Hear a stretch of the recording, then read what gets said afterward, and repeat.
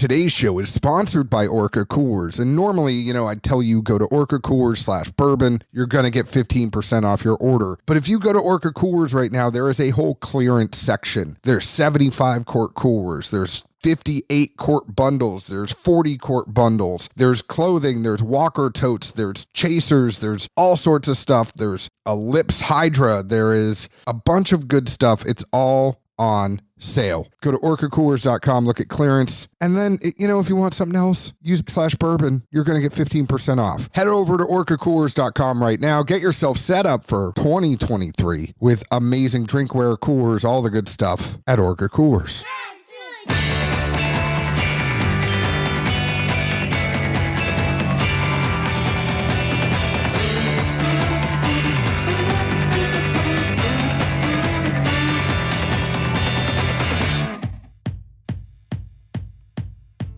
Hello, everyone. My name is John Edwards. With me, as always, is Zeke Baker. And together we make the Dad's Drink of Bourbon. Wherever you are, whatever time it is, thank you for making us part of your day. This is going to be an extra quick show. We don't have a lot of banter. We don't have a lot of stuff going on. I mean, it's the holiday weekend. Zeke's going to Georgia. I'm staying here and freezing. I kind of laugh because I think more than once in various group chats, folks have made the comment that, you kind of resemble the tuna, the big tuna off below. I mean, it's fair, especially back in the day. Saturday, you're going to be the big popsicle.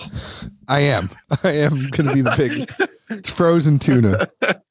Although I did have a couple of football tidbits, as folks should hopefully hear these back to back. What about Matty Ice? That poor guy. I mean, you don't have a career in sports radio is all I got to tell you. Why? I'm not trying to. I know you're not trying to, but the way you throw it out there, you're like, I want to talk football. Nobody wants to hear us talk football right now. They want to hear us talk about Old Ezra 7. I'm just saying, that kid, man, like the two biggest comeback defeats ever against him in the Super Bowl in the regular season. Like, dude, just hang it up. Come on, bro. I know. I know there's other people on the team, but like, no, man, it's just time to go. It is time to go. I mean, it is, but it's also like, and you're going to laugh at me when I say this, Brady stayed an extra year. And I always hate when they stay that last year they shouldn't have stayed. And it might not be him. It might not be that like Brady can't still play or that Matty still can't play. Matt Ryan can still play, but what's the team that is surrounded around him? And if you don't have that infrastructure as an older quarterback, don't come back. Your legacy is too important. And now all of a sudden, there's rumors out there that Brady's going to go finish his career next year with the Patriots. I was going to say,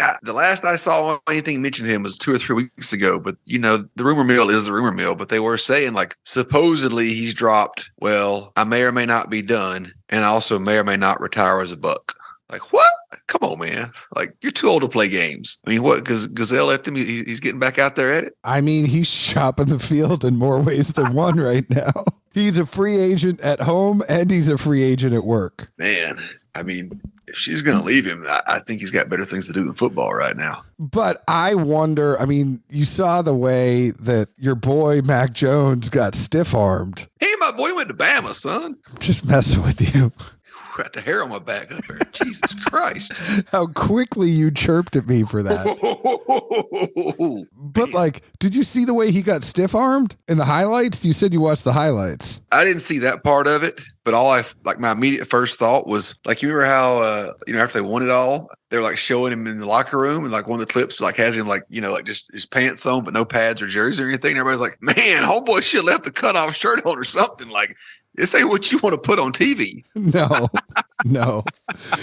It never really is for the quarterback, The only quarterback that walked around the locker room like with his head held high and his shirt off was Tim Tebow. Well, he was just looking up for inspiration. Well, that too, but he was jacked as hell. Anyways, we are drinking Old Ezra 7-year rye whiskey tonight, and it is the newest variant of the Ezra Brooks brand. It is a limited allocation of 3,000 six-pack cases of Old Ezra 7-year straight rye whiskey. The MSRP is $79.99. Like other members of the Ezra Brooks brand family, Old Ezra 7-year straight rye whiskey is distilled using the highest quality ingredients and charcoal filtered for mellow flavor and a smooth finish, which I just want to say for all the people that want to say Jack Daniels and isn't bourbon and all that, like, hey, here is another distillery that charcoal filters. Just telling you. I know it's a rye. You're going to come back and say this is a rye, but just there's other places that charcoal filter outside of Tennessee, and they are not called Tennessee bourbon. Heaven Hill does, don't they? Yeah, Tennessee whiskey. I mean, Heaven Hill always has. It's one of those, like, signature things about the old random brands and Heaven Hill bottlings is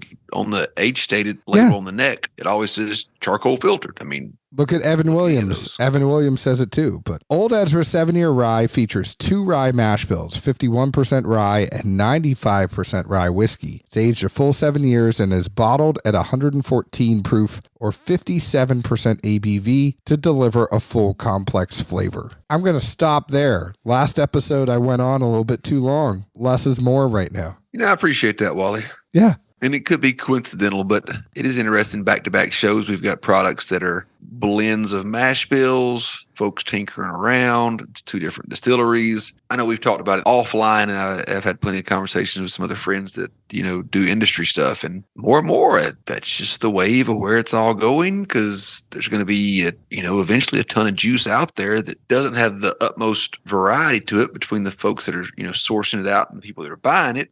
And then everybody has to find a way to make a niche product and have something unique and also have it taste good, or nobody's going to buy the shit. So I really think, as we round into 2023, I feel like the blending aspect of things is finally going to start to, creep up towards the more, relevant things that we see in the industry. And I really do like that this is an LTO that isn't afraid to blend, right? It's like, how do we make, if it's a limited time offering, we don't just want to get like, okay, let's get 95.5 and slap a label on it and say it's limited. Let's actually play around with this a little bit, make it different, make it unique so that it truly is a limited time offering. Well, plus, it's a good way to test the waters. It's not a permanent SKU. So if by chance it doesn't get received too well, you don't have a bunch of it sitting on shelves collecting dust for forever. But, we say a little tongue in cheek, but I think there's a lot of actuality into that, I would imagine, as far as like, all right, make it LTO, give it a reasonable price. Let's throw it out there, see what happens and see what the juice turns out like. And then,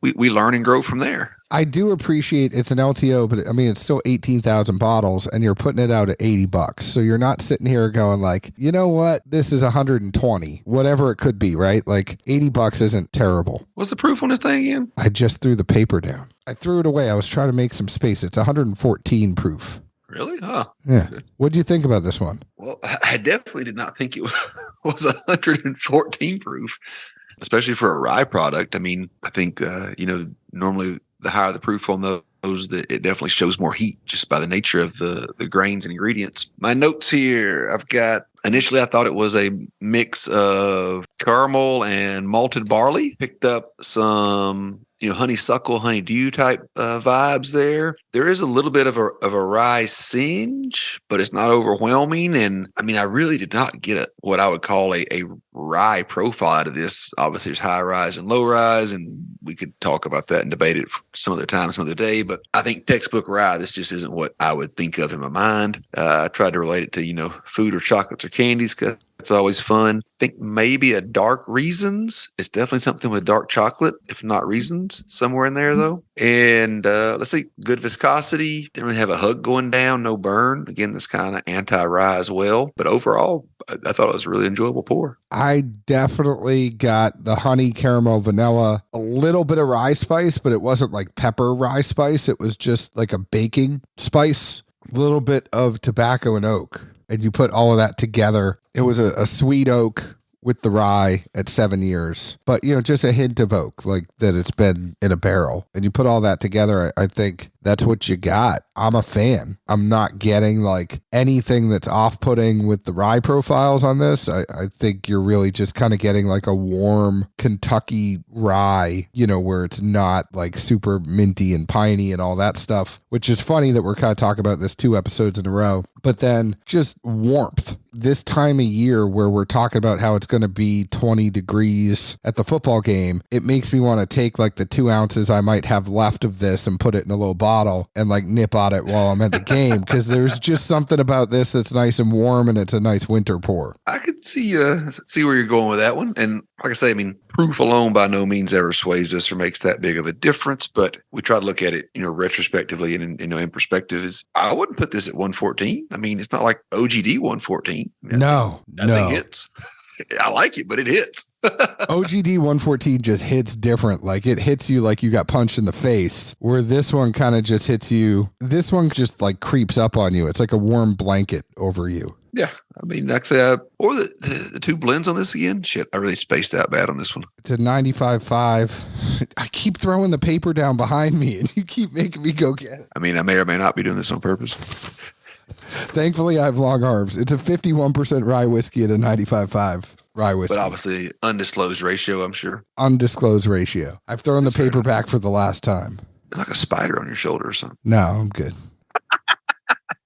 $80. It does push me a little bit. I'm not going to lie. Really? I mean, I enjoy it, but how much do I love and enjoy Rise? It's Christmas. I just bought, all the stuff for the kids. Still working on stuff for the family. Still got to buy my mom something. At least right now, I'd have to So you're saying if this is on the shelf at the end of January, you might think different. Who won? I'm okay with it. Well, thank you for sending us a sample of this whiskey. We really appreciate it. You can go ahead and find us on Facebook at Dad's Drinking Bourbon, Twitter at Bourbon Dads, Instagram at Dad's Drinking Bourbon. Please leave us an open and honest review, just like we leave open and honest reviews about the whiskey we drink. Zeke, where else can the folks find us? Good old Nashville, Tennessee, or this upcoming weekend in beautiful Northwest Georgia. Cheers. Ciao.